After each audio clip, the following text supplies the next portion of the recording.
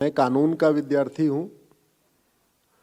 तो मेरा जो रिसर्च ये है कि जितना काम मुगलों ने तलवार के दम पे किया था, जो काम मुगलों ने तलवार के दम पे किया था, कन्वर्जन कराया था, लूटा था, बांटा था, धर्मांतरण कराया था, जितना काम उन्होंने तलवार के दम पे किया था, वो सारा काम अंग्रेजों ने कानून बना के किया था।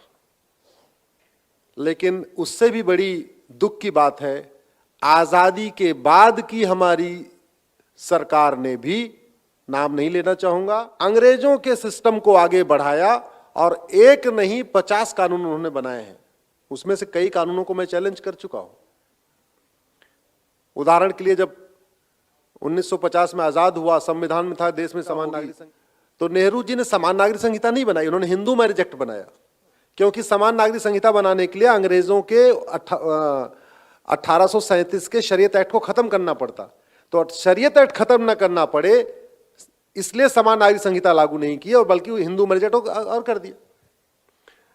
1991 में कांग्रेस ने कानून बनाया कि अब आप अयोध्या के अलावा और किसी मंदिर के विषय को कोर्ट ले ही नहीं जा सकते। नाम रखा सर पूजा स्थल कानून, बड़ा प्यारा नाम। पूजा स्थल से ऐसे लगता है कि पूजा स्थल यानी मंदिरों के रखरखाव के लिए बनाया, लेकिन वो गजनी, गोरी, बाबर, हुमायूं के इलीगल एक्ट को लीगलाइज करने के लिए बनाया था।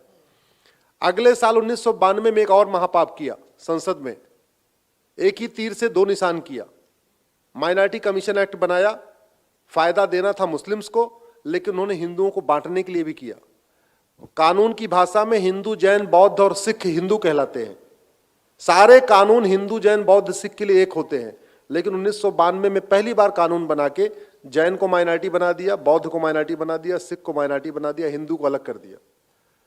तीसरा कानून बनाया उन्होंने वक्फ एक्ट, इतना घटिया कानून कि अभी इस मतलब कच्छ में इस हॉल को अगर वक्फ एक्ट कह दे कि ये हॉल वक्फ की प्रॉपर्टी है, तो चावड़ा साहब आप सूरत की कोर्ट में उसको चैलेंज नहीं कर सकते, आपको अहमदाबाद जाना पड़ेगा, वक्फ बोर्ड के सामने जाके पेश होना पड़ेगा।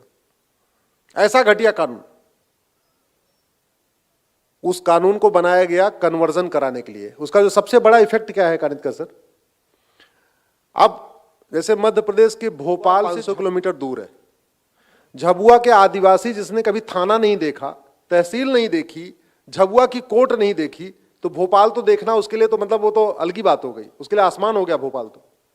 अब वो झाबुआ में वक्फ बोर्ड नोटिस भेजता है, कहता है ये जो जमीन है ना, ये जंगल, ये वक्फी प्रॉपर्टी है, खाली करो। वो बेचारा आदिवासी क्या करे, ना उसको वकील पता, ना कुछ, ना कोर्ट, ना कचहरी, उसको कुछ पता नहीं। बोले साहब क्या बात है, हम तो रह रहे हैं। बोले नहीं नहीं नहीं, ये नोटिस है, ये वक्फ बोर्ड की प्रॉपर्टी है, खाली करो।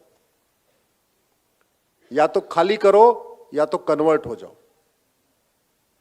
तो बड़े लोगों के यहां नोटिस भेज के वो वसूली कर रहा है वक्फ बोर्ड, पैसे लेता है, नोटिस भेजता है, 10 लाख रुपए, 20 लाख रुपए लिया, ठीक है, नोटिस वापस।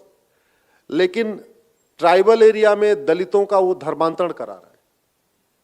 सबसे बड़ी समस्या ये हो गई है कि अगर किसी की पर्सनल प्रॉपर्टी पे अगर वक्फ बोर्ड नोटिस भेजेगा तो फिर भी आदमी लड़ेगा उससे, लेकिन बगल में जो गौचर की जमीन है, जो चारागाह है, जो पार्क है, जो ऊसर है, जो बंजर भूमि है, जो ग्राम समाज की जमीन है, उस पे जब वक्फ बोर्ड नोटिस भेजता तो कोई लड़ता नहीं, क्योंकि वो किसी का व्यक्तिगत तो होता नहीं, लड़ेगा कौन।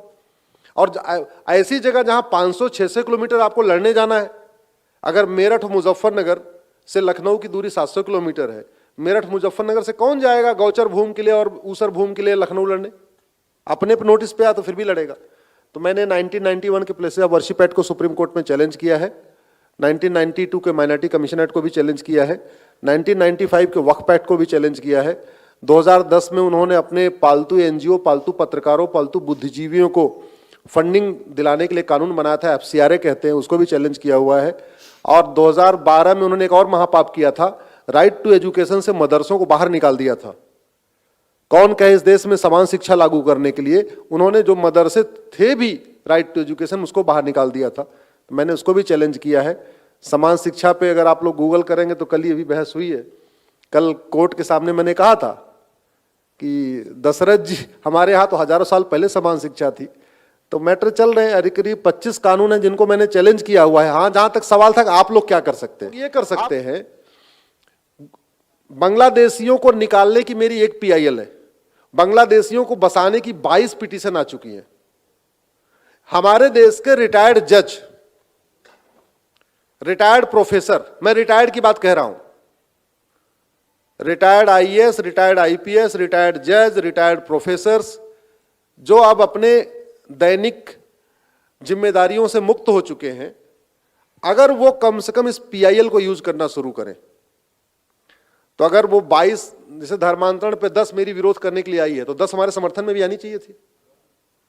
अगर वो घुसपैठियों के समर्थन में 22 आई है, तो हमारी एक ही है, तो 22 आनी चाहिए। वो इसलिए आनी चाहिए कि एक पिटीशन पे एक ही आदमी बहस करता है।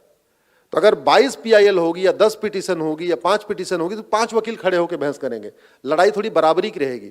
कई बार वहां पे एक तरफ हम अल्पसंख्यक हो जाते हैं, सामने वाले बहुसंख्यक हो जाते हैं।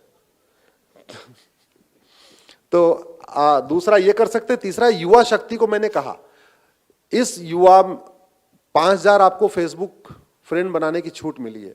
आप एक दिमाग में रखिए कि हमको सोशल मीडिया पे आधे घंटे, 45 मिनट, 40 मिनट राष्ट्र निर्माण में, राष्ट्रहित में, विवेकानंद जी के सपनों को भारत पहुंचाने के लिए, नेताजी के सपनों का भारत बनाने के लिए, जिसको भी आप आइडियल मानते हो, उसके सपनों का भारत बनाने के लिए हम सोशल मीडिया का उपयोग करेंगे। आप विवेकानंद जी की एक किताब ले लीजिए, उसको पढ़िए, उसमें से 5-5, 6-6 लाइन, 8-8 लाइन, 10-10 लाइन अपने फेसबुक पे लिखिए। अगर आप 5-5 हजार फ्रेंड बना लें, तो यहां बैठे हुए लोग 5 लाख लोगों तक कवर हो जाएंगे। तो ये आप कर सकते हैं। अल्टीमेटली चीजों का समाधान सड़क, संसद और सुप्रीम कोर्ट से होना है। संसद और सुप्रीम कोर्ट का जगाने का तरीका है सड़क और सोशल मीडिया। सड़क पे रोज नहीं उतर सकते, लेकिन सोशल मीडिया में रोज 10 मिनट, 20 मिनट, 25 मिनट जाके अच्छी बातें लिख सकते हैं, अच्छे वीडियो शेयर कर सकते हैं। कानितकर जी ने इतनी अच्छी अच्छी बातें बताई, इनमें कई बातें मुझे भी नहीं पता थी, आज अभी तक मुझे भी कुछ ज्ञान मिला है। अब कानितकर जी की बात इस हॉल में बैठे हुए मेरे को लगता है सबके लिए नहीं, लेकिन वो बात ज्यादा पहुंचे, पूरे देश में पहुंचे, तो फेसबुक पे डालिए, उस अभी लिंक जाए और उसको फेसबुक पे डाल दीजिए कि कम से कम। तो फेसबुक पे फ्रेंडशिप करने में कोई कंजूसी मत करिए, कोई वो मत करिए कि अपने जाति वाले को बनाना है, अपने भाषा वाले को बनाना है, अपने क्षेत्र वाले को, केवल गुजरात वाले को बनाना है। कश्मीर से कन्याकुमारी तक सोशल मीडिया का उपयोग करिए, फेसबुक का उपयोग करिए। इस देश में 40-45 करोड़ लोग फेसबुक यूज करते हैं।